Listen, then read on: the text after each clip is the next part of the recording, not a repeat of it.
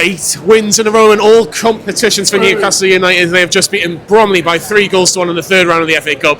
And this is the last word.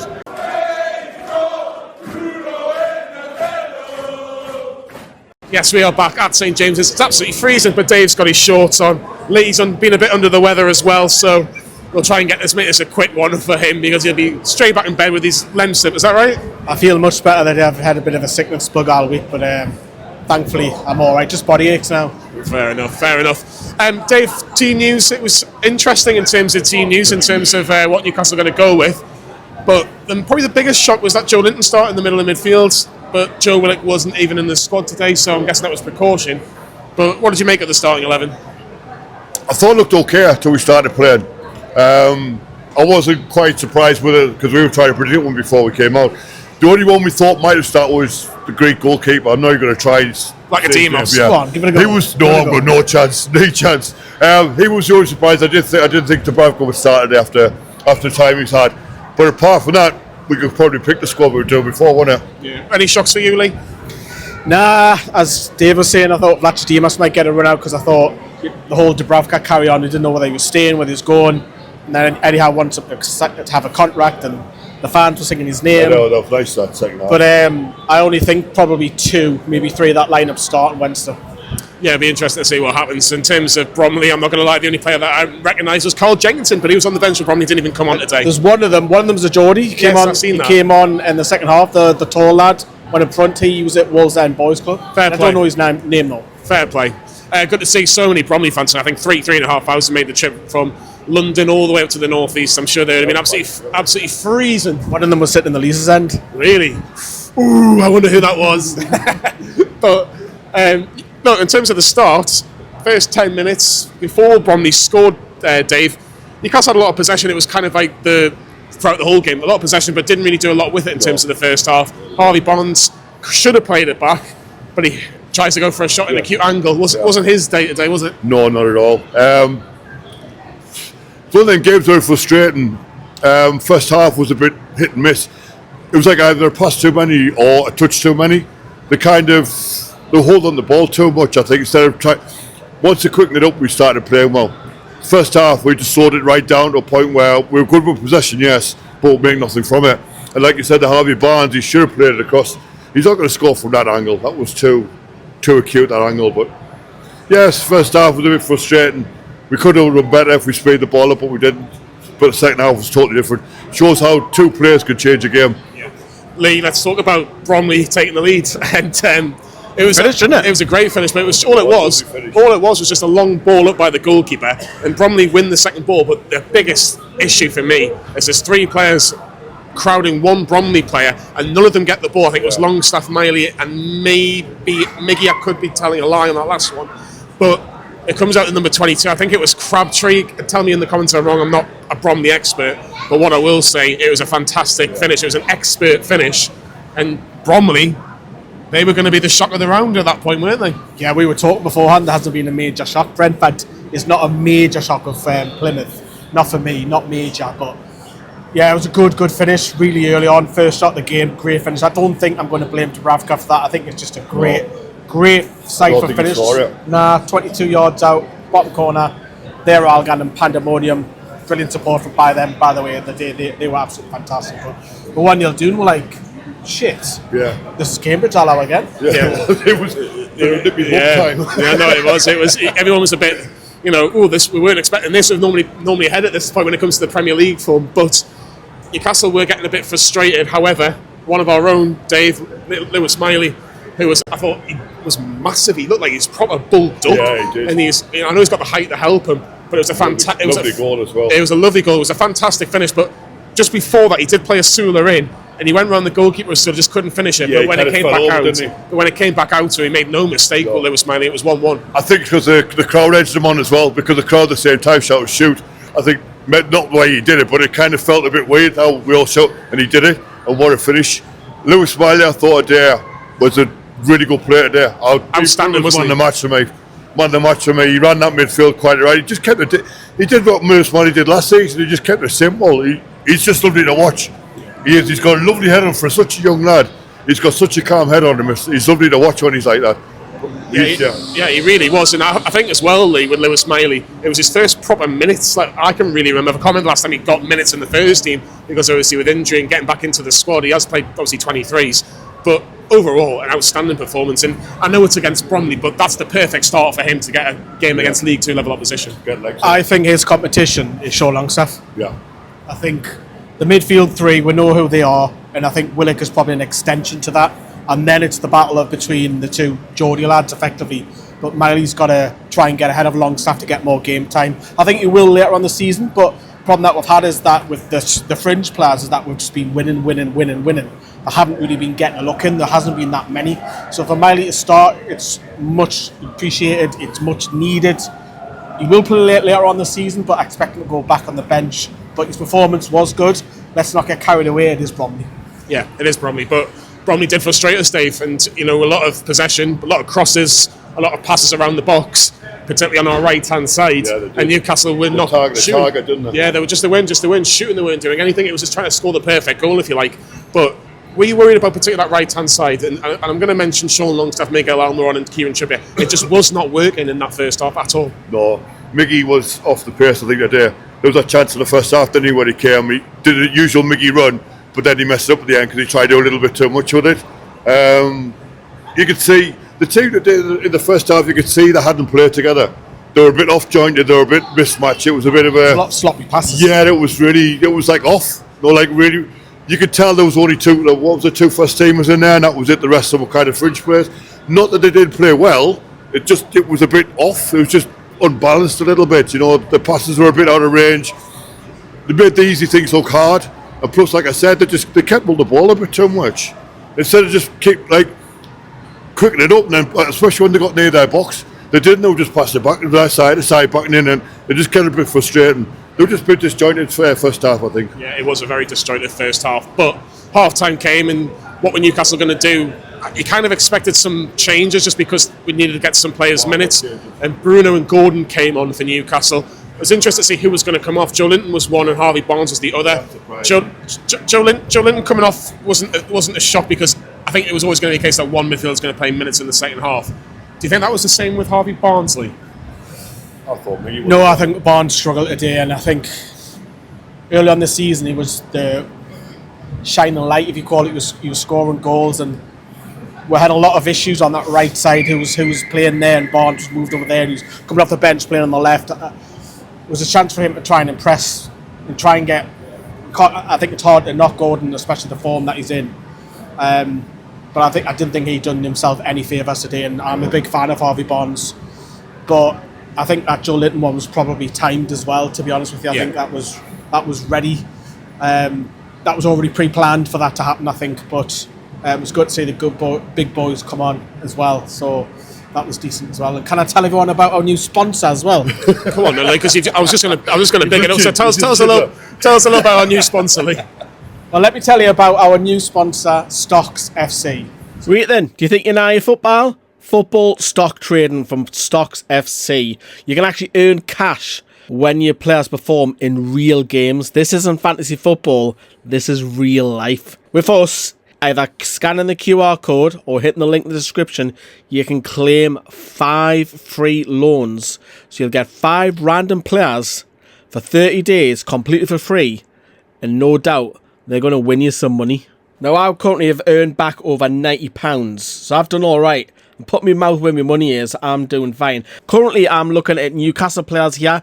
These are the players that are available to buy from the transfer market. You can't just get any Newcastle player. They have to become available first, which is quite unique. If you want to buy Stocks and Alexander Isak, who's absolutely blasting away the Premier League at the moment, even if you just want to buy £1 in Stocks. And how do you pick up money? How do players perform? So by either getting in Team of the Week, which you can see here, Martin Dubravka's in there, or by Team of the Month, which again, Martin Dubravka's in here for January, or Team of the Season. Now these are extra rewards. Let me tell you about the in-play rewards that you can get. So this is the scoring matrix with goals, penalties saved, winning teams, clean sheets, assists, penalties won, saves, key passes, shots on target, have they hit the woodwork, tackles won, successful dribbles, interceptions, blocks, shots. Now you can also get -1s with dispossessed, goals conceded, yellow cards, penalties missed, and so on. So it's based on real life. Now what's important to remember is this is not gambling, this is investing. So if you know your football, come on then, have a little go to see if you're good enough. This is football trading at its finest. This is Stocks FC. So it took the 5 players you can choose, Lee. You can have 5 players on loan free for 30 days, which will make you some money. Make sure you get all involved. Links in the description. And the QR code, which you've seen all the way through the video. You'll probably be thinking, why is that there? Exactly. It's not sponsoring Dave Shorts. There or there. Was it there or there? Exactly. You're cold. No, No, he's not cold. Never cold. I'm a Geordie.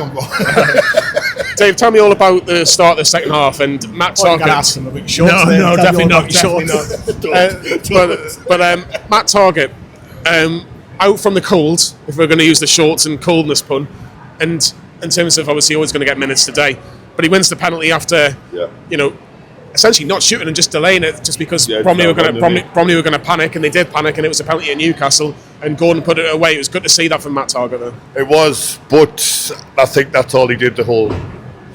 As a positive, I think that's all. The target in the first half, I thought. They came down our left side too much in the first half. Target, I don't know. To me, that's all he did for the game. I don't like dissing anybody because of what it is, but I can only remember him doing that in that game. No, who obviously made the penalty. That was it. You think it was better defensively? Do you think he's lost a yard of pace? Yeah, he's not the. Because when he gets the ball, he doesn't run the ball. But he's not played a lot of games. I know it's Yeah, probably but the that's why I think sluggish. he's just a bit.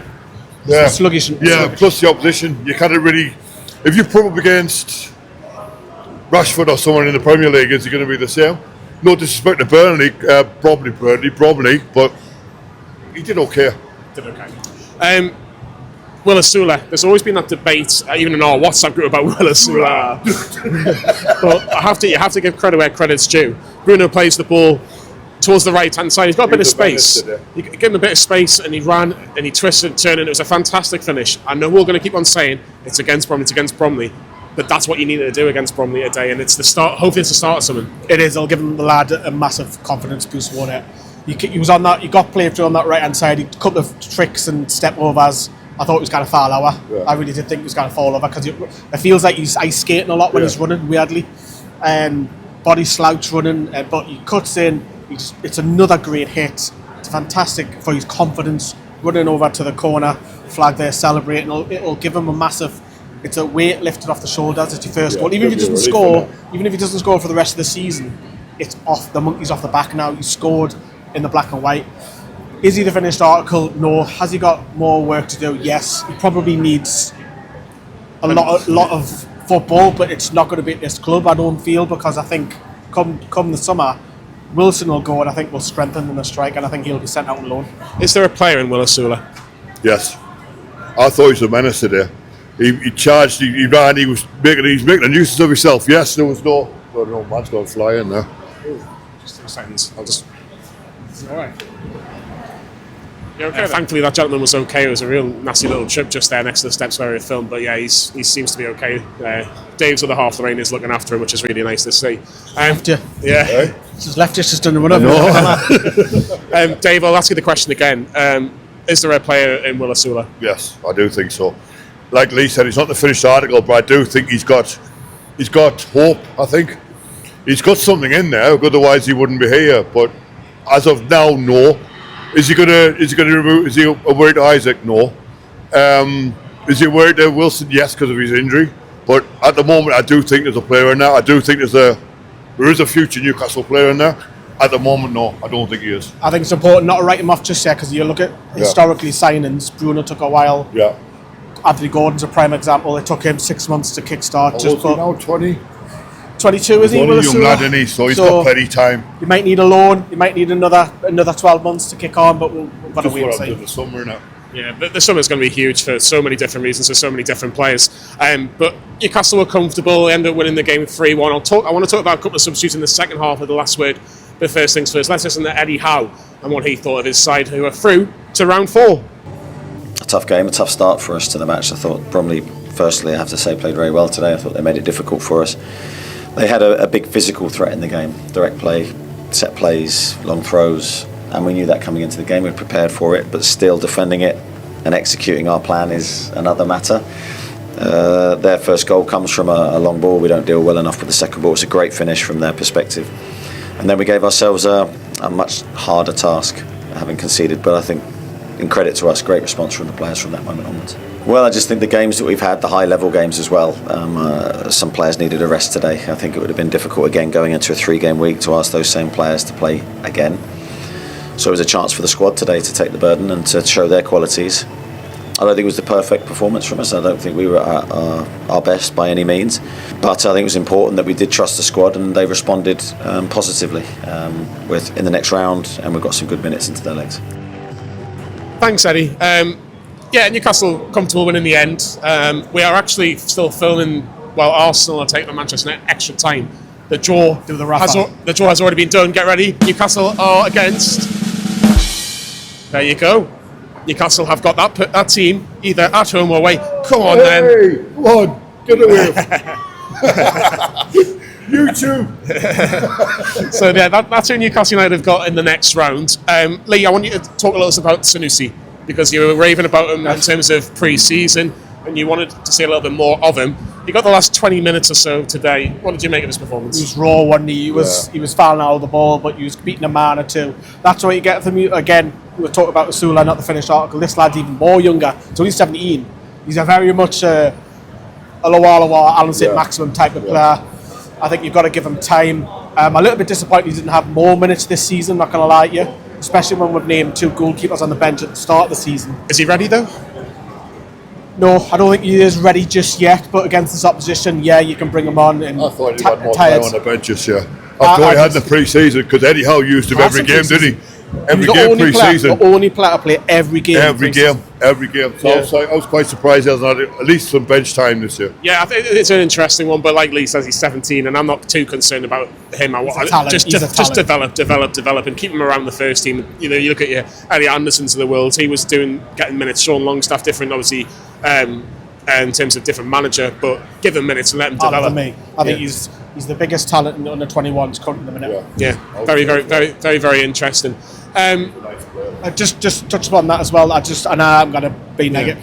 The ticket prices today, I'm not happy with. Yeah, 30 quid. I think like the club will argue it's going to be 30 quid whether you're playing Man City, Liverpool, Man United, or Bromley, Bradford, and Barrow. I know, but the thing is, I put it the WhatsApp yesterday. Man City only charges tenner. Now we've got better fans than Man City. I know that, but full house. Credit all the fans who came today. That's outstanding against a League Two side, which you know it's going to be rotated. So the fans, brilliant, but the club know that. Yeah, give a little bit of reward back, man. It's 30 I know, but it's like we don't get the games. I know, but the Arsenal game, the semi-finals, 20 quid. How does that work? Yeah, that's my only gripe. Because I'm not just thinking about us because we're always at the games. I'm thinking about other fans, people who can't afford it. Yeah, it's a price too, man. It is. It's like I say, I can agree at that. Like I do think it should have been a little bit lower. But that's just in terms of being devil's advocate. That's what the club will probably be thinking right now. In terms of going back to this FA Cup game, Dave, was anybody gone and said, right, I should be in that team against Wolves on Wednesday night? No. Wow, nobody. Is that worrying? Yeah. Nobody. No. Is that worrying? Apart from obviously the Joe Linton and the usuals. No, it's not worrying. It's going to, on the form that the team were in before this game, as in the starting 11, it's going to be hard for anybody to break into that.